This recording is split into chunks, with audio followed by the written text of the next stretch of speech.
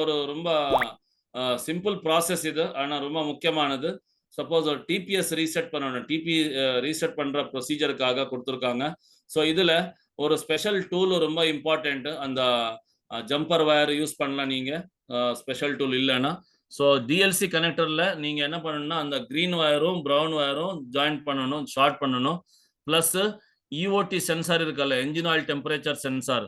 அதனுடைய 2 பின் கனெக்டர் வெளியே எடுத்துட்டு அதனுடைய 2 வயர்ஸ் நீங்க ஒரு ஜம்பர் வயர் யூஸ் பண்ணி ஷார்ட் பண்ண வேண்டியிருக்கும். ஸோ இது ரெண்டுமே வந்து இக்னிஷன் சுவிட்ச் ஆஃப் இருக்கும்போது நீங்க பண்ணணும்.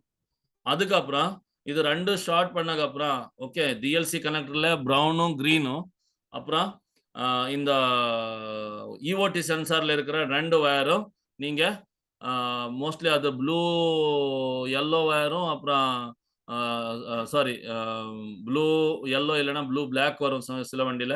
அப்புறம் இன்னொன்று கிரீன் ஆரஞ்சு இருக்கும். கிரவுண்ட் வயர் சென்சாருடைய 2 வயர் இருக்கும். அதை நீங்க ஜம்பர் வயர் யூஸ் பண்ணி ஷார்ட் பண்ணிட்டீங்கன்னா அதுக்கப்புறம் நீங்க கீ ஆன் பண்ணணும். கீ ஆன் பண்ணும்போது அது ஒரு டிஃப்ரெண்ட் டைப்ல அந்த எஃப்ஐ பல்ப் வந்து பிளிங்க் ஆயிடும். ஒரு ஸ்பெஷல் பிளிங்க் வந்துட்டே இருக்கும்.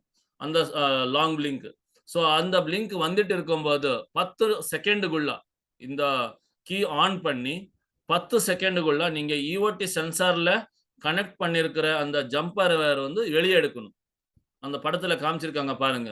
அந்த பிளிங்கிங் ஸ்டார்ட் ஆனக கீ ஆன் பண்ணி பிளிங்கிங் ஸ்டார்ட் ஆனதுக்கு அப்புறம் வித்தின் 10 செகண்ட்ஸ் 10 செகண்டுக்குள்ள அந்த இஓடி சென்சார்ல இருந்து அந்த ஜம்பர் வயர் வந்து ஷார்ட் பண்ணிருக்கிறது வந்து வெளியே எடுக்கணும். அப்படி பண்ணிட்டீங்கன்னா இமீடியட்லி அந்த எஃப்ஐ பல்ப் வந்து ஃபாஸ்டா பிளிங்க் ஆகிறதுக்கு ஸ்டார்ட் ஆயிடும். அப்படி ஃபாஸ்டா பிளிங்க் ஆகிறதுக்கு ஸ்டார்ட் ஆயிடுச்சுன்னா அந்த வண்டியில வந்து த்ராட்டில் பொசிஷன் சென்சார் வந்து செட் ஆயிடுச்சு, ரீசெட் ஆயிடுச்சு, கேலிபிரேட் ஆயிடுச்சுன்னு அர்த்தம். ஸோ இது எப்போ பண்ண வேண்டிய அவசியம் இல்லை. நீங்க எப்போ நீங்க இசியூ மாத்திட்டீங்க, இல்லைன்னா த்ராட்டில் பாடி நீங்க ரீப்ளேஸ் பண்ணிட்டீங்க, இல்லைன்னா நீங்க த்ராட்டில் கேபிள் இருக்கல்ல அந்த கேபிள் மாத்திட்டீங்க, அந்த சமயத்துல நீங்க இந்த டிபி சென்சார் ரீசெட் இல்லைன்னா கேலிபிரேட்னு சொல்லுவோம் பண்ணிட்டு